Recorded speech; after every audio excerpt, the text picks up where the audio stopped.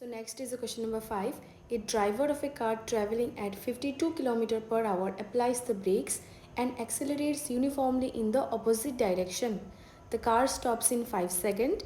Another driver going at 3 km per hour in another car applies his brakes slowly and stops in 10 seconds.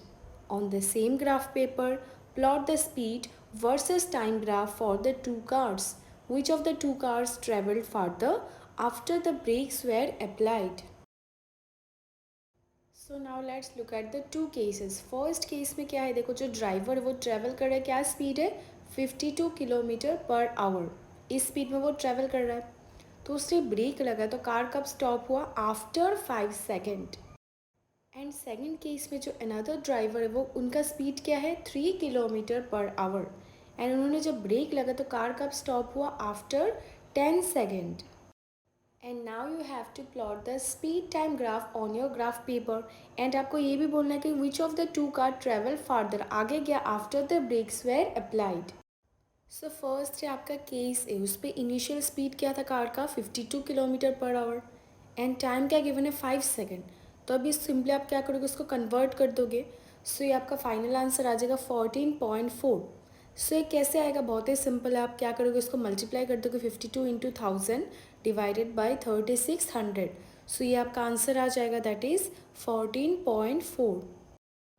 So this was the first case. Similarly case B में क्या हुआ, initial speed क्या था car का 3 kilometre per hour.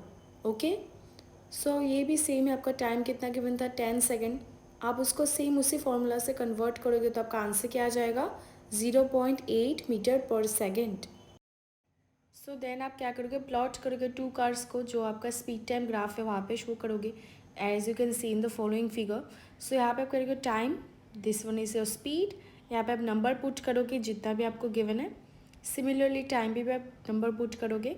So case ए में आपको क्या given था 5 second and 14.4। Similarly case B में क्या था आपका 10 second and 0.8।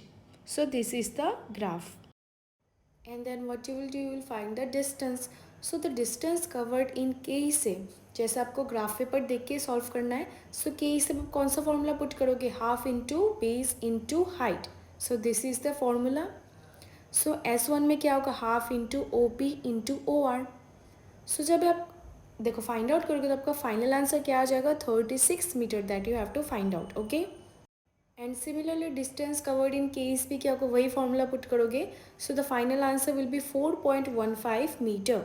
So as you can clearly see that the distance covered in case A is greater than covered in case B. So at the end आप क्या लिखोगे, thus the distance covered in case A is greater then the distance covered in case B.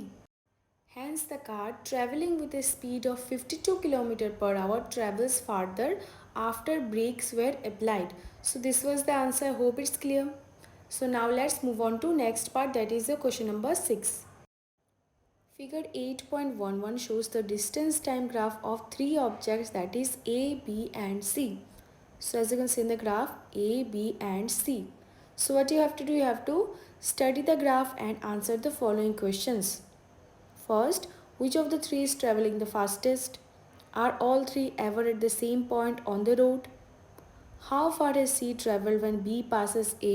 And the last one is, how far has B traveled by the time it passes C? So यहाँ पे clear diagram आपको दिख रहा होगा। As question में हमको पूछा है which of the three is travelling the fastest. So just by looking at the diagram you can clearly see that जो बी है is travelling the fastest. So the slope of line B is greatest. So ये आपको लिखना है। Now let's look at the answer. B is travelling fastest as he is taking less time to cover more distance. Next है part B, are all three ever eight the same point on the road. यानी आपको बोलना है क्या तीनों कभी एक point पे सेम रोड पे थे, ए बी एंड सी। सो जैसे यहाँ पे देखो आपको क्लियरली दिख रहा होगा ग्राफ पे, point A, point B and point C. यहाँ पे आपको बोलना है कि क्या वो सेम रोड पे कोई एक पॉइंट पे आके सेम पॉइंट पे आके मिले या नहीं। So the answer will be no, because तीनों में इंटरसेक्शन एक ही पॉइंट पे नहीं हुआ है। All three are never at the same point on the road, क्योंकि यहाँ पे कोई इंटरसेक्ट ही नहीं हुआ तीनों एक साथ। So I hope it's clear. Next क्या है देखो, पार्ट सी में आपको बोलना है जब पॉइंट सी है वो कितना तक ट्रेवल किया जब बी ए से पास हुआ। सो उसके लिए आपको क्या करना पड़ेगा, जो ग्राफ है बहुत ही अच्छे से देखना पड़ेगा। सो अगर आप लोग ग्राफ को बहुत ही अच्छे से ऑब्जर्व करोगे तो यहाँ पे क्या है आपका point A and this one is point B. तो कहाँ पे मीट हुआ, जाके इस पॉइंट पे, दिस पॉइंट। तो फिर सी का डिस्टेंस क्या हुआ, आप सिंपली ये जो ये वाला लाइन है ऐसा मार्क करोगे एंड ये कहाँ पे जाके मीट हो रहा है, पॉइंट 8। ठीक है, सो आप एक लाइन खींच दोगे लाइक दिस। सो अगर आप ग्राफ को बहुत ही अच्छे से ऑब्जर्व करोगे तो डिस्टेंस एक्सिस में जो देखो अच्छे से आप लोग लेफ्ट साइड को देखो, जो आपको distance given in kilometre, 7 small boxes से क्या हो रहा है आपका 4 किलोमीटर हो रहा है। ये सेम यही जो चीज़ है वो ऊपर भी कंटिन्यू हो रहा है। 7 small boxes equals to 4 kilometre. तो 1 स्मॉल बॉक्स कितना होगा, 4 डिवाइडेड बाई 7 किलोमीटर, राइट। उसके बाद तो आपको सिंपली क्या करना है, उसको कैलकुलेट करना है। सो आपका फाइनल आंसर क्या आ जाएगा, अप्रॉक्सीमेटली 6 किलोमीटर। सो ये सब देखो हमने अप्रॉक्सीमेट वैल्यू लिया है, जैसे हमने बोला कैसे, अप्रॉक्सीमेटली 6, बिकॉज हमने क्या किया, इनिशियल और फाइनल पोजीशन फाइंड आउट किया।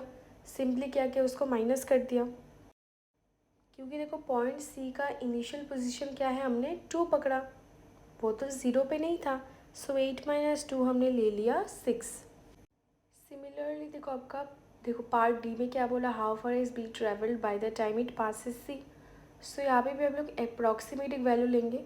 सो ग्राफ के अकॉर्डिंग अप्रॉक्सीमेटली आपका कितना आ रहा है, 5.2 समथिंग। सो वही आप लिखोगे, okay, approximately 5.2। So next is a question number 7. A ball is gently dropped from a height of 20 meter. If its velocity increases uniformly at a rate of 10 meter per second square, with what velocity will it strike the ground? After what time will it strike the ground? So एक object ऊपर से नीचे गिरा तो उसका क्या था, 20 metre था जैसे आपको क्वेश्चन में गिवन है। एंड नीचे आते आते जो एक्सेलरेशन है दैट इज़ 10 मीटर पर सेकेंड के रेट पे वो इंक्रीज़ हुआ। सो आपको क्या फाइंड आउट करना है, आपको फाइंड आउट करना है वेलोसिटी एंड टाइम, जैसे आपको यहाँ पे क्वेश्चन में गिवन है। सो हमने क्या किया, उसको सिंपली फार्मूला में पुट कर दिया। देखो इनिशियल वेलोसिटी आपका 0 है, ठीक है, एस कितना है आपका 20 मीटर, ए है आपका 10 मीटर पर सेकेंड स्क्वायर। सो उसके बाद आपने क्या किया, फार्मूला यूज़ किया that is v square minus u square equal to 2as। V square that is हमें फाइंड आउट करना है, यू स्क्वायर कितना है आपका 0 equals to 2 into a into s. A कितना है आपका गिवन है 10 और एस कितना है आपका 20। सो आपका आंसर क्या हो जाएगा 400। सो आप क्या करोगे, 400 का अंडर रूट निकालोगे, सो द आंसर विल बी 20। सो आपका वेलोसिटी कितना आ जाएगा 20 मीटर पर सेकेंड। सो वेलोसिटी निकल गया, उसके बाद आप क्या फाइंड आउट करोगे, टाइम। सो ये भी अगेन आप क्या करोगे, फॉर्मूला से फाइंड आउट कर लोगे। आप फॉर्मूला यूज़ कर सकते हो v equal to u plus a t. So आपका फाइनल आंसर देखो क्या हो जाएगा 2 सेकेंड, क्योंकि हमने क्या किया 20 को डिवाइड कर दिया 10 से, 0 0 कट हो जाएगा। सो फाइनल आंसर हो गया 2 सेकेंड।